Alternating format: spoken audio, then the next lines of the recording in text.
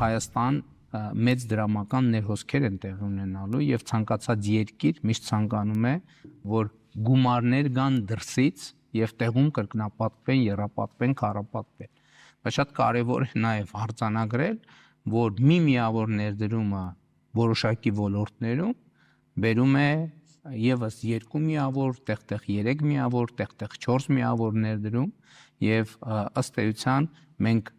խոսում ենք ներդրումային նոր էկոհամակարգի ձևավորման մասին, որովհետև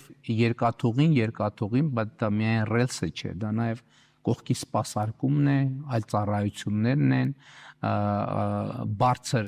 գերժամանակակից սարքավորումներն են եւ այլն եւ այդպես շարունակ, ել չեմ ասում ուղևորների,